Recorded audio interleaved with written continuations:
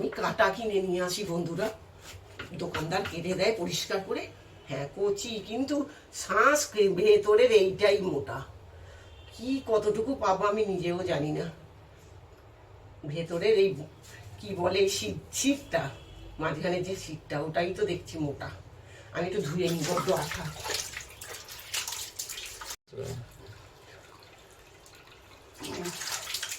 এই ভিতরের শীতটাই মোটা। লস হয়ে হলো, ভালো হলো না এঁচোড়টা।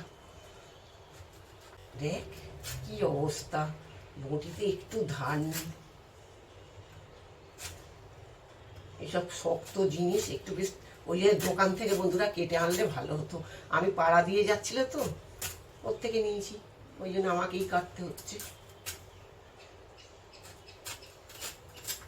বাবা ভয় লাগছে, হাতটা না যায় আমার।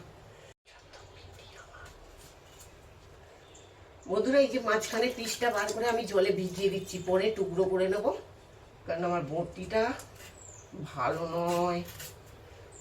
আর এঁচোড়টাও খুব পাতলা শাঁস। মাঝখানের এই শিরাটা দেখুন কি মোটা, এত কচি এঁচোড় অথচ মাঝখানে শিরাটা। আর কচি এঁচোড়ের হয়তো এরকমই হয়, একদম কচি তো, ছোট এঁচোড়।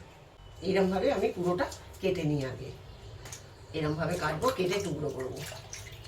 বটি খুব ধার হতে হবে, খুব ভয় করছে, খালি মনে হচ্ছে হাত না কেটে যায়। মাঝখানের এই শীতটা কেটে ফেলে দিলাম। বন্ধুরা এঁচোড়ের এই যে খোলা ছাড়িয়ে এরমভাবে কেটে নিয়েছি। এইবারে বন্ধুরা সত্যি কথা বলবো, এঁচোড় আমি জীবনে কাটবো না।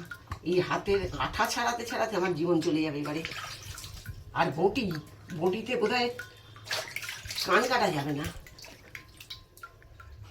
এইরকম বটি কেটে নিচ্ছি। এবার এই যে হলুদ জল এখানে রেখেছি, ওর মধ্যে দিয়ে দিলাম কেটে।